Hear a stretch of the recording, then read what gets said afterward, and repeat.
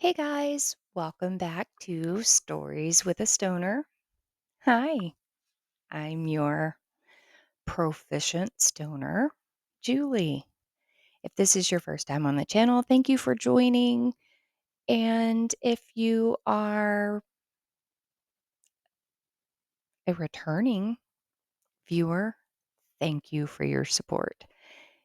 Real quick, here on the channel, just to let you know what we do, we we make costumes. Yep, that's what we do. And we also read.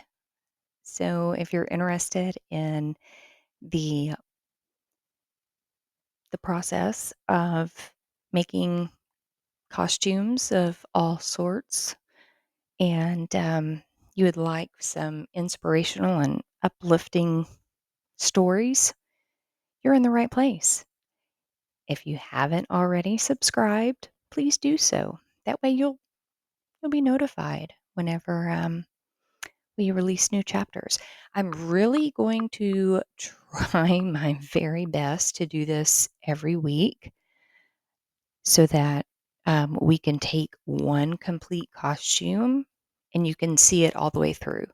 Right now, we're working on this white and purple lyrical costume, and it's absolutely gorgeous. So, without any more yapping from me, let's go ahead. We are in chapter 18, which is entitled, Have You Ever Cussed Like a Sailor? From the book Sheep Ears, written by Sherry Witt. She is an author that, yeah, she's very dear to me. You can go back and look at some of the other, listen and watch some of the other chapters, and I give that story of how I know this specific author. So let's go ahead and get in to this chapter. She does ask some Q&A at the end of every chapter, and I have opted out of answering those. Because I would highly encourage you to go out and purchase her book, and you can kind of do a little bit more of a deeper dive into yourself um, on on the book um, by filling out those questions yourself. She does give some feedback on each question with um, a reference to the Bible, to a scriptural reference. Mm, okay. And I also want to say, she's from the South when she says cussed instead of cursed. Yeah, that's definitely a Southern thing. Okay, so let's get into it. Chapter 18. Have you ever cussed like a sailor? In the 6th grade, I started to hang out with the in crowd. It felt wonderful to be popular. We laughed behind the teachers' backs as we gave her the one finger salute. Curse words became and easier to say. It felt empowering at first. But after a short season of euphoric thrill, my young heart began to feel conflicted. I knew that this was not how a Christian was supposed to act. My parents didn't know about my internal battle, only God and I did. I started praying to God.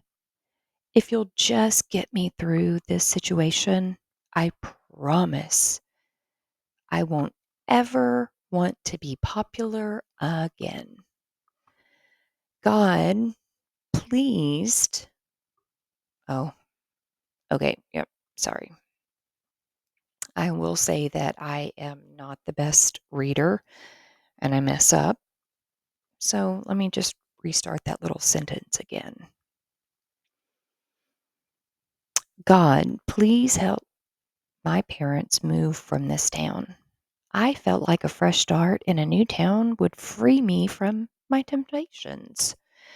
Amazingly, about a week later, my parents announced that we would be moving from our small town of Warren, Arkansas, to the big city of Memphis, Tennessee.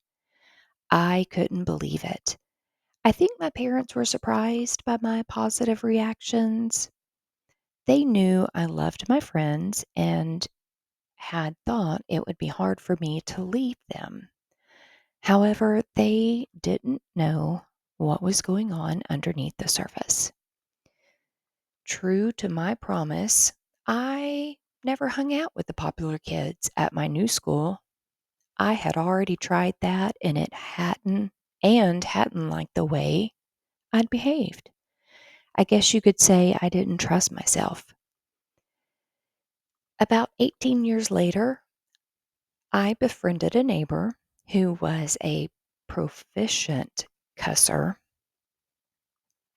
Calvin had had a heart attack several years prior to me meeting him and was retired from the workforce. He walked through the neighborhood for his health, and since I did too, we ended up taking many walks together. After hearing Calvin pepper his speech with explicitives, I fell into the same mode. I guess I thought it made him feel more comfortable. He was a Christian and I was a Christian, and we talked about God a lot. It never dawned on me how bad my vocabulary had gotten until one day he said, "Sherry, you cuss like a sailor. I don't think I like the way you talk." Boy, oh boy, that was a reality check.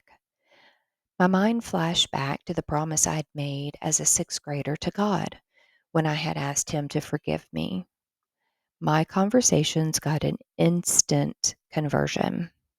That is, until Paul, who was away at college, called to tell me some bad news. I am embarrassed to say I felt that an expletive would be appropriate for expressing my emotions. I was wrong. "Mom, you've never cussed before. Why would you do it now?" were his jarring words. That was another reality check from God that came through my son. What does the Bible have to say about our words?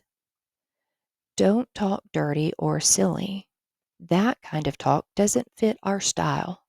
Thanksgiving is our dialect. Ephesians 5, verse 4. The Apostle Paul says, "Watch the way you talk. Let nothing foul or dirty come out of your mouth. Say only what helps, each word a gift." Ephesians 4, verse 29. I have a friend who once came near to death. She was taken to a place where every vile and cutting thing she had ever said flashed before her.